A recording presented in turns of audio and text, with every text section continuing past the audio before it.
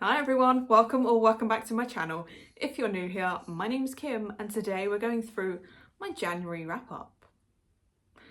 So how did I do in January? Well, considering what I had going on, which took its toll, I managed to finish 14 books. I did pretty well, I think. So let's go through some stats. This month I managed to read 14 books. I managed to read a total of 5,688 pages, which broke down to an average of 186 pages per day. You could tell I was trying to get out of my own world. Ratings wise, I gave out 1 2-star, 1 3-star, 9 4-star, and 3 5-star. That averages out to 4.0 star for the month. 4-point rating, not a bad month, reading wise. So let's go through what I actually managed to read this month, shall we? The first book that I managed to finish this month was Powerless by Lauren Robert. I had fun with this one. I liked this one. Of course, it got 4 stars. The next one that I managed to finish was for the Catch Up Book Club. We are reading through the Faithful and the Fallen series. We read Malice, which I really enjoyed. There was a lot of characters in this one, a lot of setup, but I did enjoy it. It did get 4 stars. The next one I read for Winterween, and I decided to pick up finally my first Darcy Coates. I picked up A Carrie Haunt, and I'm glad I did. This was spooky and eerie and exactly what I needed at the time to get me out of my own head. So this got 4 stars. The next one I also read for Winterween, it was Come Closer. Again, eerie, creepy, spooky, exactly what I needed at the time. It got 4 stars. The next one again was for Winterween. I picked this up before, but I only got about 90 pages in, so I managed to finish this off. It was House of Leaves. This is a chunker, but I had to give it 5 stars. This was formatted in a way that absolutely blew my mind, kept my mind active, text going in every which way. So it had to get 5 stars. The next one I read was again for Winterween. It was also my In Real Life Book Club book for this month. We are reading through the Harlan Coben books. This one was Court, and I really enjoyed this one. I loved the characters. I love Harlan's humour in this one, so it got 5 stars. That was it for Winterween. But the next book that I managed to pick up was Act Your Age, Eve Brown. I really enjoyed the Brown sisters. This was the last in the series. My only slight criticism was it wasn't as good as some of the other Brown sisters, but I did have fun. It did get 4 stars. The next book that I read was Saga Volume 10. Oh my god. I absolutely love Saga, and you know it's getting a 5-star.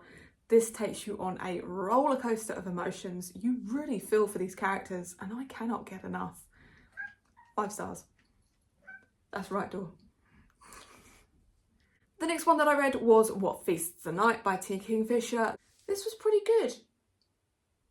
good. Eerie, creepy, again, what I needed. It got 4 stars. The next one that I read, I finally finished after months. This took me to finish because I just had other priorities and had to keep putting this one down. It was Kingdom of Ash. So glad that I read this book. So sad that this series is over. Hoping that Sarah pulls out another couple of books in this series. Uh-oh, there's a pigeon. She's already on it. She sees it. She sees it. Okay. Of course, Kingdom of Ash got 5 stars. The next one was for the Wheel of Time read-along that we're doing with Sandra. Over at Got a Thing for Things, and I'm so glad that this series is almost over. But this was the first one that Brandon Sanderson took over. It was The Gathering Storm. I enjoyed this, definitely better than the last few that we've been reading, but it still felt so long. I think it's just because I'm over these characters now. But it was better, so it did get a very low 4-star. I think the next one was Final Book Support Group. It was to read a book for fun. So for that, I picked up the next Goosebumps book that I needed to read, which was Stay Out of the Basement. I loved this. I could see where it was going. It was problematic, but it was fun and it took me out of my head. So for that reason, it got 4 stars. The next book that I read was, I got this as an ARC read and unfortunately disappointed me quite a bit. It was Night House by Jo Nesbo. For it written in these times, it was so fat-phobic that it took away from the stories for me. It started off so well and then kind of just went downhill from there. So this only got 2 stars. And then the final book that I read this month was for Buzzword, which was to have truth or lies in the title. So for that reason, I picked up Lies We Sing to the Sea. And I'm glad I did. I had fun with this one. I enjoyed this one.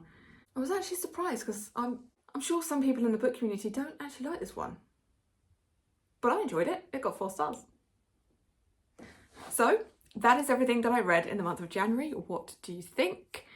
Are there any books based on what I read that you would recommend for me?